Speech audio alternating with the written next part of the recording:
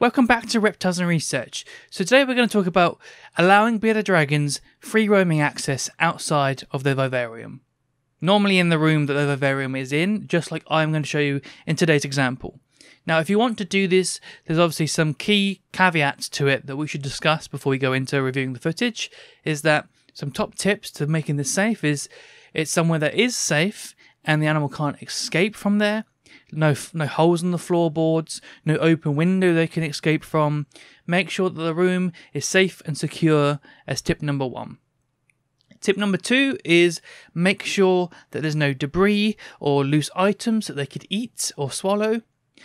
You know what bearded dragons are like, they'll go around and tongue flick, and that's how they learn about their environment. So if you've got a screw on the floor or a piece of plastic or something or other that they might accidentally eat, you want to, before you allow the bearded dragon access to the room, scan the room, make sure that there's nothing around that they can eat by accident. Otherwise, free roaming is going to be a costly visit to the vet if we're not careful. Third tip is you don't want free access between your bearded dragon and other pets, for let's say a dog or a cat. You might really trust your dog around the animal. It only takes a split second for a dog to have like a prey drive and then act upon it quicker than you can react to it. Worst case scenario is your bearded dragon dies. So that would be a really sensible recommendation to not allow that interaction to happen. My fourth recommendation would be to make sure you know where the animal is. You don't want to walk into a room or open a door and smack an animal that might get his leg caught underneath the door and you drag its arm and break its leg, or you wheel your chair backwards over a bearded dragon like you might see in this footage. That's a possibility. You want to be really, really sure that you know where the animal is so you don't walk on it or harm it in any way by accident. Accidents happen, so we've got to make sure that we're cautious and we know exactly what's going on and we're responsible and observing what's happening. With all of that out of the way, let's go into this footage. So Nugget has access outside of her vivarium here by the ramp that I provided. So I started off just providing her a few pieces of kale. She really likes kale.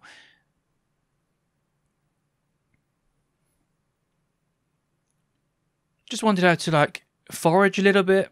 I was going to put that in her food bowl, but I thought, why not let her out and allow her to actually forage a little bit? It's not exactly well hidden. It's not exactly that challenging, but it's a little bit more to do than obviously just being in a food bowl.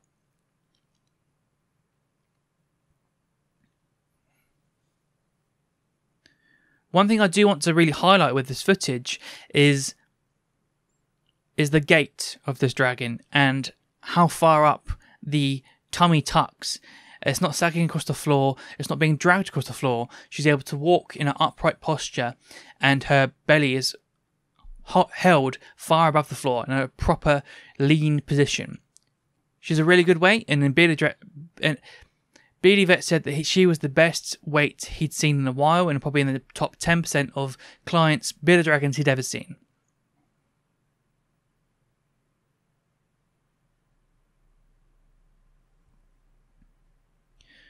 One critique of this that I have of myself is that this laminate flooring doesn't allow much traction for Nugget here, so she slips quite a bit in this footage. Now I worry about an injury from her legs splaying outwards and her doing some damage to herself. So I'm thinking about getting a rug of some sorts to hopefully allow her to have that traction.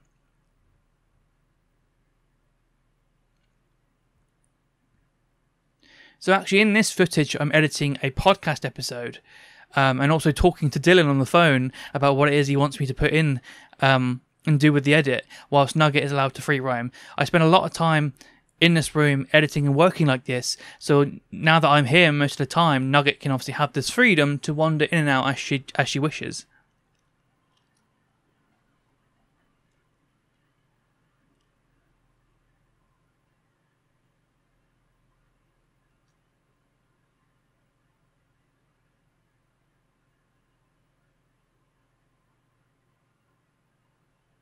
The way that she navigates and explores her environment is she'll walk a distance, stop, look around. She might sit there for 5 minutes and then move and then stop, and then move and then stop. So what I've done with this footage is I've cut out the stops and I've left in the exploration for you to see how much of the environment she actually just navigates and uses.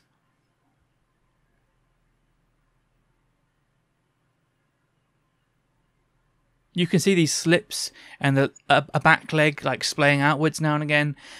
This does concern me. Obviously, if you've got carpet, then your bearded dragon will have a lot more traction than mine, and that's a major concern for me. I'm not concerned about her navigating the environment, other than the fact that she slips now and again.